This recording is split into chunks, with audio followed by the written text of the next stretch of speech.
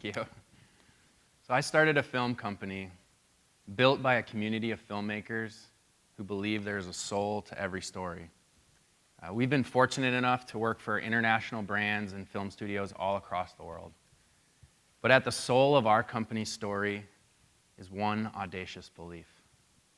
We believe that given the right training and opportunity, the formerly incarcerated can outperform a college graduate in the professional working world. Now, before I get into how we do that, it's important you understand why.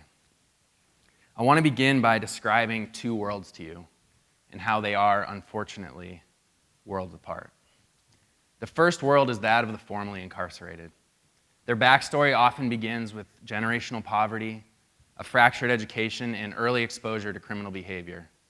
By 16, many will drop out of high school, and with little support and waning self-motivation, a life in and out of jail cells and courtrooms quickly becomes their cycle of poverty. But the real devastation is that this path fully ensures that even if they grow up and mature out of their adolescent mistakes, it's too late. They will end up grossly underprepared and completely underprepared to thrive in a professional working world. At best, they'll get a low-wage job with high turnover rates and puddle jump from job to job, gaining no transferable or marketable skills along the way. In worst-case scenario, they return back to criminal behavior and back to overcrowded, expensive prisons. Such is the cycle I'm describing here. But this cycle also has devastating impact on our economy, because someone who's formerly incarcerated is more likely to be unemployed, more likely to rely on government assistance, more likely to report worse health status, and more likely to have multiple stints in prison. In a recent study by the Corporation for National Community Service, they found that someone with this life story, by the time they reach age 65, they will have a negative net fiscal impact of nearly $1 million. And that doesn't include the cost to their families or other nonprofits that will also help support them, not to mention if they live past age 65. Then there's this other world, the world I live in, likely the world a lot of you here live in, the professional working world. It is a world full of college graduates who have networks of social capital, a world where you can achieve influence and get new responsibilities, get raises, go on vacation. But though we may not want to admit it, it is a world that rises and falls to the tune of one heartbeat, the bottom line. In other words, it's a world that says if you aren't performing well, if you aren't going to help make this company more money, you do not belong. Now, as a society, we have thrown tons of resource into trying to figure out how to bridge the gap between these two worlds. But those bridges are proving to be very incomplete. The first incomplete bridge is that of workforce development. Government agencies and nonprofits have been attempting for years to garner workplace training that would create real opportunity for real careers. And I keep using the word real, and what I mean by that are real jobs you and I would want. Not basement-level jobs, but jobs that lead to careers that can lead to advancement. Because I don't think I need to spend a lot of time trying to convince you that someone coming out of prison has an insanely hard time finding a real career opportunity. But when I started my company, I didn't have the data or the stats. I just had friends that were living on the street, often from the background I earlier described. And when I would ask them, I'd say, what are you doing to change your situation? They would tell me about these interview skill classes or career workshops, and there would be a genuine hope in their eye that this was actually going to be the start of a career for them. And I would just have this awful feeling in my gut. And I'd think to myself, you're never going to have a career because you can't compete with someone like me. I know that sounds incredibly arrogant and rude, but I just want to be honest because it upset me because I had such deep love and compassion for my friends, and I knew they were being sold a fantasy. The first year of the company, I lived in a homeless shelter, and I remember a conversation I had with a gentleman who told me he was a certified electrician. He had taken a class for a few months, gotten a certificate, even got his picture in the paper. He showed it to me. But what was weird to me was that in this class, he never actually worked with wires and was still living in a homeless shelter and wasn't an electrician. Another illness I soon discovered of the nonprofit culture is its obsession with big numbers. How many people have you served? Because let's be honest, that's what gets you money. Foundation money, government money, grants. Funders want sexy stats to report. And those numbers, helping thousands, are truly achievable and awesome. If your goal is feeding the hungry, housing the homeless, providing clean water, we should totally celebrate those numbers. But when it comes to legitimate career development, those numbers do not translate. It's ineffective. Any government agency or nonprofit doing this type of work is severely understaffed. Every case manager I know has a caseload of 25 to 50 people they're serving. And I'm sorry, but one person cannot effectively develop the careers of that many people. Another reason that these big numbers are ineffective with workforce development is because in order to hit those numbers, in order to get your funding, you inherently have to lower the bar of expectation in order to ensure success. So for example, if I'm a nonprofit and I have a choice between two goals in order to secure funding, goal one being get 50 formerly incarcerated adults to sustain a career, or goal two, get 50 formerly incarcerated adults to show up to a career workshop, which do you think is easier to achieve and measure to get your funding? Well, I'll tell you, there are a lot of career workshops out there for the formerly incarcerated, but very few careers. Another incomplete bridge is that of higher education. Why does higher education not work for the formerly incarcerated? Because candidly, it's not really working for anyone. Employers spend over $400 billion. Every year, employers are spending over $400 billion on formal and non-formal training for their employees. And those are people who are already working full-time and fully educated. In a recent joint study between the Conference Board, the Corporate Voices for Working Families, the Partnership for 21st Century Skills, and the Society for Human Resource Management, I got them all. All right, they did an in-depth study. They joined together, and they did a study on the corporate perspective of the readiness of new entrants in the U.S. workforce. They surveyed over 400 employers across the United States, and here's the number one overall finding they came back with, and I quote, "Far too many new entrants are inadequately prepared to be successful in the workplace. In short, America is facing a shortage of talented workers," end quote. So what does this mean? It means that even affluent, supported, well-connected, fully educated people are coming out of college underprepared for high-demand careers. So now imagine you're a high school dropout who grew up in poverty. You've logged more time in a jail cell than a classroom, and the only hand you're offered is a brochure with some cheesy clip art about going back to college, which essentially only translates into a multi-year, debt-ridden climb that doesn't even prepare you to be successful in the first place. So here's where I landed. How much of a difference is there really if I have to train a college graduate just like I would have to train a formerly incarcerated adult? Go with me here. Think about it. If both individuals are committed, motivated, and talented, what's stopping either of them from succeeding in the same way? Well, of course, we know the truth. There's a lot of things stopping them. But it's not the things that you think.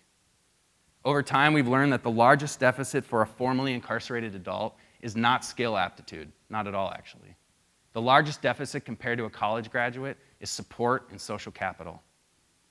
A college graduate typically comes from some type of network of support, whether it's fathers, mothers, aunts, uncles, brothers, sisters, coaches, professors, mentors, friends. A multitude of people at some point in their life have poured countless hours into developing them as a professional, whether they've even acknowledged that it's happened or not. But someone who's had a life in and out of prison, what type of network of support do you think they have, if they have any at all?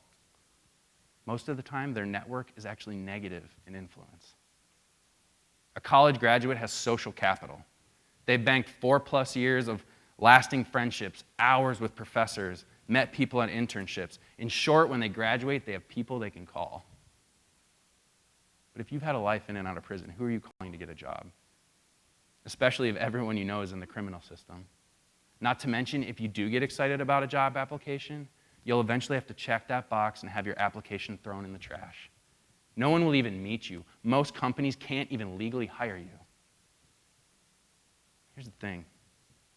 The answer to this deficit is not more social workers, not more government agencies, not more nonprofits, and not more college educators. The answer, I believe, is in the good old-fashioned, money-hungry, profit-driven businesses of this country. Because I believe that it is this exact cutthroat, high-expectation world that fosters the most challenging, collaborative, and ultimately dignifying environment for developing the careers of the formerly incarcerated. Here's how it works at my company. Every year, we select 3 formerly incarcerated adults for an 8-month paid apprenticeship. We are not training them to be directors or editors, but high-level project coordinators with a versatile skill set that can translate into many different work environments. They work on real projects, real demand, real clients, real risk and reward. Nothing they learn is hypothetical. What they learn one day, they utilize the next. They're trained like an employee, paid like an employee, and required of like an employee. On their first day, I give them my best pump-up high school football coach speech I can muster. It's full of tons of passion and swear words, but I will omit the swear words for this talk, don't worry. I essentially tell them this: you will no longer be referred to as ex-cons here. You now represent this company. In here, out there, I don't care where you are, you represent our name. And here's what you have to understand. You did not make it to the top of that application stack because the government gave us money for you to be here. You're here because you've earned it. Therefore, you'll stay here because you've earned it. Because you know who doesn't care that you're formerly incarcerated? Our clients. What they care about is our product, which you get to help make excellent. And if you don't, you will get let go like anyone else who doesn't create excellent product here. Sounds intense, right? Cutthroat. Imagine it with swear words. Way more awesome. But to someone who is committed, motivated, and talented, that right there is inspiring. Because the hard work they put in can finally now lead to advancement. Big question we get asked, then why only train 3 a year? We call it family ratios. I looked at the case manager ratio of 1 case manager serving 25 to 50 people. It's not working. So what would happen if you flipped it?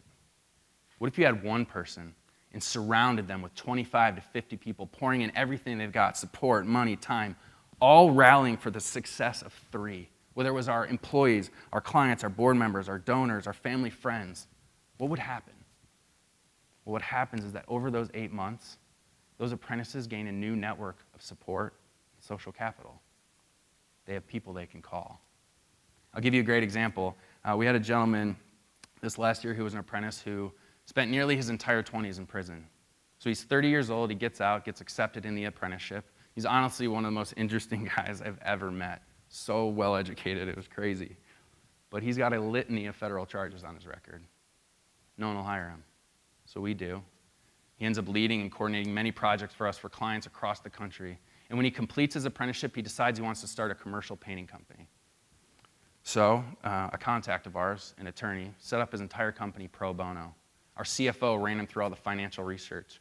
An apprentice actually designed his business cards and his website.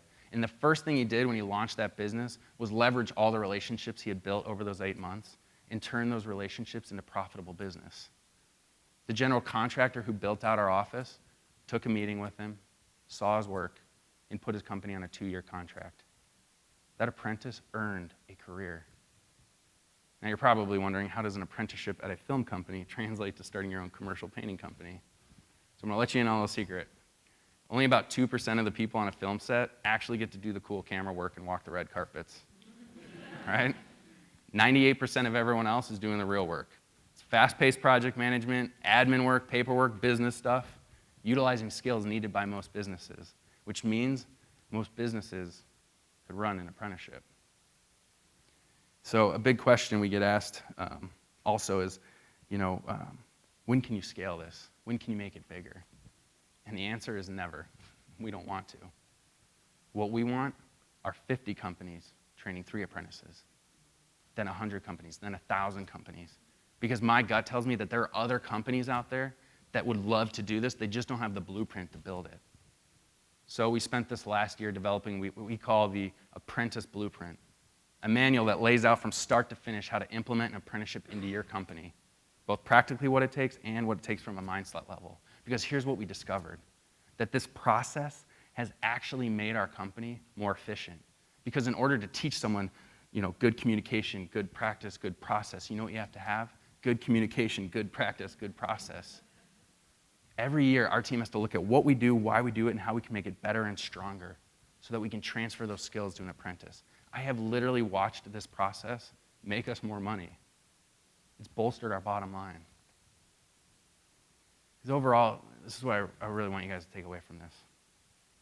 That there is proof that offering people true grace and true forgiveness of their past and real opportunity for their future can have both life-giving and financial effects on both worlds. It does not have to be charitable. Because here's my final bottom line on this issue.